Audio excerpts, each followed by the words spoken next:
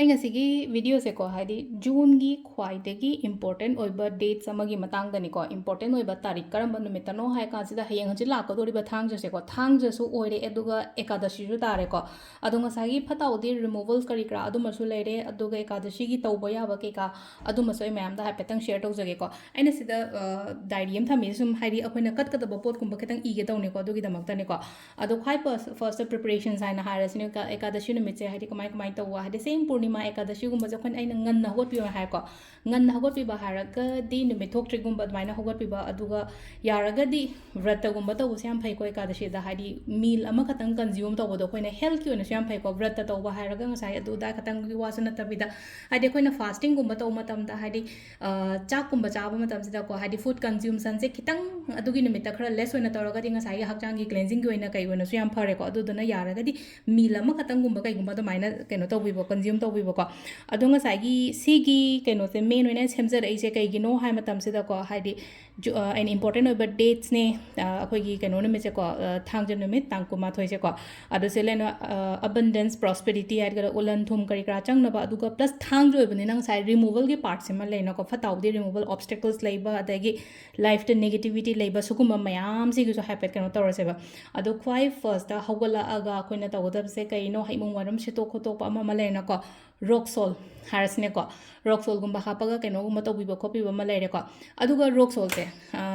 akhoi gi ngasi gi na kamai tawgadage hai kan sida ko khubak to in hapo koina cinnamon blow tawdra adik cinnamon blow to bojang ngasai gi rock sol se ai gi khubak ta hapaga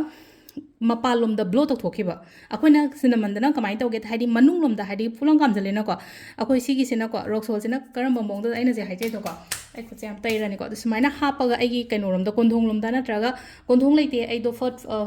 floor gumba da lei haragdi thongnau dagi tawrsu ko shugai de wakhan da khanbiu ko ngasi haiba numitse dagi loina phatawdi daw yada bo oiro ana ayek oiro ama oiro mineng chen ba khochan bo oiro loi chakre ko haina dumai taro khanbiba sisima tawi ba rai ko ayuk se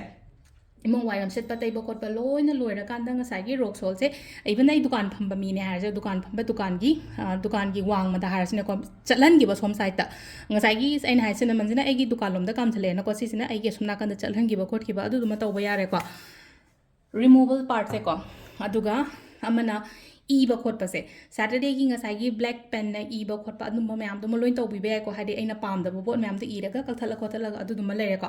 ꯑꯗꯨꯒ ꯔꯣꯛꯁꯣꯜ ꯍꯥꯞꯄ ꯀ꯭ꯂꯦꯟꯖꯤꯡ ꯇꯧꯕ ꯈꯣꯠꯄ ꯑꯗꯨꯒꯤ ꯀꯥꯟꯅꯗꯕ ꯄꯣꯠ ꯆꯩꯒꯨꯝꯕ ꯀꯩꯒꯨꯝꯕ ꯂꯩꯔꯒꯗꯤꯀꯣ ꯃꯤ ꯑꯃꯗꯗꯤ ꯁꯤꯖꯤꯟꯅꯕ ꯌꯥꯒꯗꯕ ꯑꯗꯨꯗꯨꯅ ꯍꯥꯏꯗꯤ ꯃꯤꯉꯣꯟꯗ ꯂꯣꯏꯅ ꯄꯤꯊꯣꯛꯈꯤꯕ ꯗꯣꯅꯦꯁꯟꯁ ꯍꯥꯏꯇꯥꯔꯦꯀꯣ ꯗꯣꯅꯦꯁꯟꯁ ꯍꯥꯏꯒꯗ꯭ꯔꯥ ꯉꯁꯥꯏꯒꯤ ꯍꯥꯏꯗꯤ ꯂꯩꯇꯕ ꯃꯤ ꯑꯃꯗ ꯄꯤ ꯃꯇꯝꯗꯗꯤ ꯁꯤꯖꯤꯟꯅꯗꯣꯏꯅꯦ ꯃꯤꯗꯨꯅꯗꯤꯀꯣ ꯑꯗꯨꯗꯨꯃ ꯇꯧꯕꯤꯕ ꯌꯥꯔꯦꯀꯣ ꯑꯗꯨꯒ ꯑꯃ ꯄ꯭ꯔꯤꯄꯔꯦꯁꯟꯁ ꯍꯥꯏꯅ ꯉꯁꯥꯏ ꯍꯥꯏꯖꯩꯁꯦꯀꯣ ꯍꯥꯏꯗꯤ ꯅꯨꯃꯤꯠꯁꯦ ꯏꯔꯨ ꯃꯥꯏꯊꯖꯕꯤꯔꯣ ꯀꯣꯛ ꯇꯨꯝꯊꯣꯛꯄꯤꯌꯣꯀꯣ ꯐꯖꯅ ꯍꯥꯏꯗꯤ ꯁꯦꯇꯔꯗꯦꯅꯦ ꯀꯩꯁꯨ ꯀꯥꯏꯗꯦꯀꯣ ꯀꯣꯛ ꯇꯨꯝꯕ ꯈꯣꯠꯄ ama lere ko aduga gi space clean fazana tawbiro ko adagi lai khoiram gadaba jaga du sungai ko lai khoiram gadaba jaga do adu su fazana singdo khotok tor ko pot singa si pot tra tu kapiyo ko 16 items ko haidi 16 items se haidi kapiyo ko kai kai no ha petang haijera ke ko somna hapsala su kai su gai de ko ai na khara haijaga daba khara malai jere ko adugo somna hap ka daba pot kumba kai gumba adum su lei ko aduga amana akhoi gi paisa nung sa gi oina manifestation macha ma gai myam da haijaram ge ko adu duma su haidi kat pada hapo badugi pot duma su ko kat pada hapo adonga sai gi ising akhoi gi khuzai gumba kai gumba sum thambiro ko ising khuzai thambiyo pachamitra sembiyo ko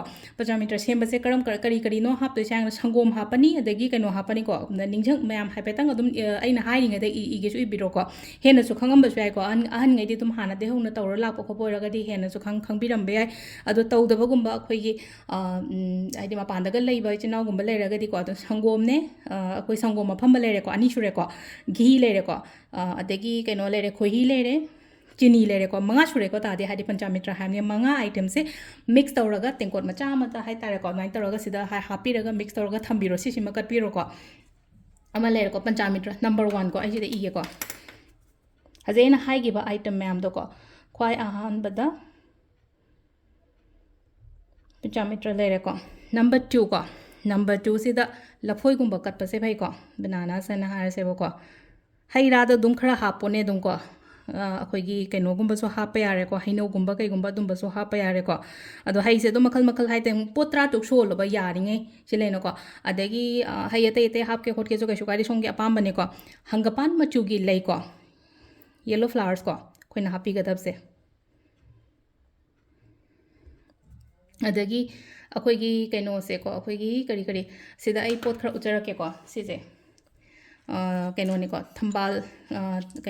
ꯀꯩꯅꯣꯒꯤ ꯃꯔꯨꯁꯦꯀꯣ ꯊꯝꯆꯦꯠ ꯑꯀꯪꯕ ꯂꯩꯔꯦꯀꯣ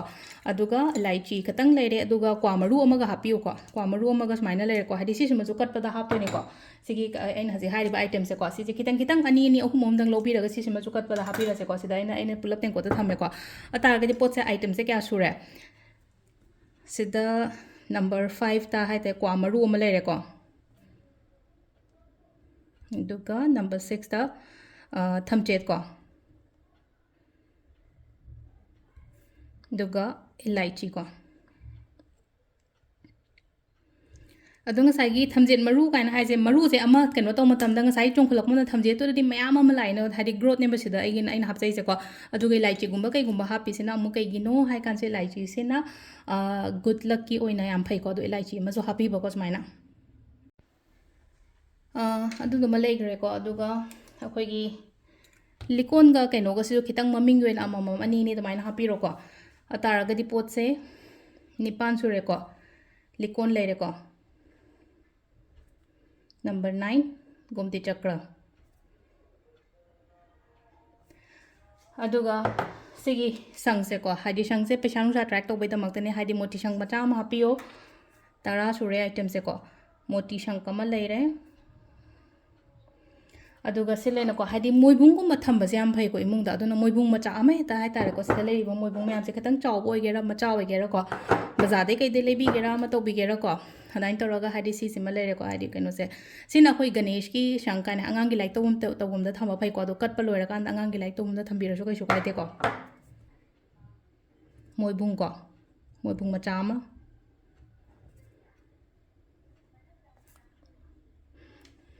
अदगी अतै अतै हारसिनेको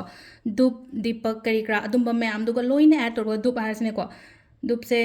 दुप लेरेको अदुगा अमना दीपक को दीपक से यारगदी अखोइगिने copper की दीपक कुंबा सेनबियोको घीना मई थानबियोको सिनुमिचे अदुगा 13 Subna quagga मनागा तोंगान अमदा सि असंग साइगी अकंगबनिना अदुदुना हाइदि ए कमाइना सिनगदबदो हाइरकेबा क्वागा मनागा को क्वागा मनागा मलेरेको आइटम से कैनो सुरा मालेको 13 सुरेको 35 सुबदा हाइदि दक्षिणा अमगा लेरे अदुगा फी हापसु याइको सिदा हाइदि फी अइना सेटनिंगबो ओइरो अमो ओइरो को फी हापकेरा कैनो तौगेरा को अदुमाइ तौरा हापियोको फी हापा याइ सिदा ऑप्शन से हाइपेतंग आई पीगे को फी हापदुमसु यारेको अदुगा कैनोसे अखोइगी फी हापत्रगना अमो खोइना तौबा याबसे कैनो हाइ कांजे खेरगुंबा हौरा कलसु याइको आइटम से ngasai phi leiba pharak tare haik de thumba ma keno tawraga dumain tawraga katloba pot se 13 aina haipe chawrak pa mati ire ko isana su dum leino ko haidi hai leide hengat kera ma tawgera pot se 13 total 13 sola se ko sima leire ko adu ngasai gi akoina tawba ya ba se ngasai akoina kat khiba kaino se sigi pot se kamaina tawga da ge hai kan se da ko loina wo isaga loina ba hai ba ya thadi aingonda Ekadashi gaina hairagadi hangapan machu se amna keno toino ko adu numisida phi asengba gumba kaigumba su dumaina sepiyo ko si hairasene ko sigi pot mayam se ina keno haitare ko hangapan machu gi keno khau macha amda hapa ai bag ta dum carry tawra chatpiyo ko sije hangapan machu gi phi macha hairagadi hasna machu egera ma ore ko hadi singau macha amda hapa ga sije dum locker da thambana ta ba sisine isaga loina raga dum chatpa khopa adu dum leire ko aduga akoina taw ya ba maga hairake ko aina sunga sa haije gi sa haide akoina sigi numisida taw ya ba se coin ko 21 खतंग लौसे को मंगा चपी ओइगेरा canoe ओइगेरा हाइदि coin कुन माथोइ लौरसे बद को coin कुन माथोइ जे को हाइदि ए सम chanting गुम मचा मा तौसे को हाइदि shrim की chanting से जब HHREEM को 21 coin ने 21 times shrim गुम सोन पियो को shrim से थवा याउन सोल को इना सोन मतम से दंगा सागी लाई लोइना सेम साबा लोइरा का ngатang फंबिरगा हाइ तारे को ध्यान तौरगा chanting तब shrim shrim shrim shrim shrim shrim 21 times अदुगा सागी एगी पात्रा मा दको सिगी coin मैम से हापनि दना को coin मैम से हापने दुगा एगी लाई लेरिबा जगह दो थमोबा सिदा विश कुंबा नीबसु याइको अइना पर्टिकुलर अइना अइगी थबक किने खंगदे नत्रगा पैसा चोबो लाकदमने खंगदे मने हारगदि को सिदा तौर हाइदि अमा खतंग दा फोकस तौ को हाइदि सिना हाइदि सिना सिजु विश नेबा सिना अमा खतंग दा फोकस तौ हाइबा या थादि अइना हजिक निंगी बसे लाइक तंबा चतोइने ना खलसे फॉरेन कंट्रीज कुंबगी ट्राई तौबिने ना खलसे नत्रगा हाइदि अइ जॉब गाइरिने खलसे एग्जाम की रिजल्ट गाइरिने ना खलसे एग्जाम मेन ओइने एग्जाम थागदबा खुदकदबा अंगांग हाइदि इंपोर्टेंस ऑफ एग्जाम को मचा मचा की कई नतबदो को अदुमा लेरेको अदुगा साइगे हाइदि पैसा लाकदबने मैम लोइन ऑब्स्टेकल्स लाइक हाइदि सी पैसा जे लाए ना खलो बंग हाइदि सिम दो सोलिंगे जिदा अदुगा सिगी कोन से काई थमगदगे हाइ काजिदा एगी लाइला लिबा जगह दो थमोको अदु हेक ओइबो नुमित को सिगी पोचे अमु लौथुएनको लौथुओगा लाइगी पोचै लेबदा नत्रगा हाइदि लाइगी मंदिर गुंबदा कथोपिरम अदु मतुंदा ngasai मथंगी विश अमु नीबे हाइबसिजको 21 टाइम्स अदुदुमा तौबा यारेको अदु सिदा सिदा म लेरेको अदुगा अखोई केनोसे नॉर्थ ईस्ट की कॉर्नर सिदा को अखोइना सिगी नुमित थम्बियो हानसु द हंगनि पाइरे काई थमदोइनो खोतोइनो हंगबा याम यावेको पाइरेका सेल नाइट का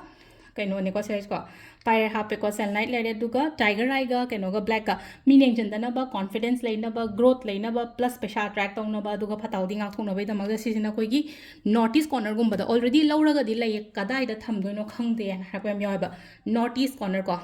ममांग एंड अवांगी कॉर्नर गुंबा लेबसेको युमगी को अमाइ तौरगा सिदा हारसिने को सी एगे युमनेबा ममांग ने सुना कले सुना अवांग ले द साइ कॉर्नर गुंबा कई गुंबा सिदा उपु गुंबा कई गुंबा लेरगा दुगी मथक गुंबा कई थांगला थंबीबा सिमा हाइ तारको सिगी निमित सिदा हाइदि थंबियो को अमुक्का हेना हाइ तार अमुक्का हेना हाइदि लंथुम करी ग्रा अट्रैक्ट तौना बै दमक्ता अदो सि लेरेको हाइदि आइना हाइसे इंपोर्टेंट डेट्स अखोइगी जून गी ओइना एकादशी सु ओइरे सैटरडे सु ओइरे फताउदी रिमूवल ओइरो अफबा अट्रैक्ट तौना बलोइना फताउदी के का मैम दो हाना लोइन चखरगा भब लाकना बै दमक्ता को अदो सिजु मैम तौबिरो को मखता वीडियोस अमुको नेमिनासे थैंक यू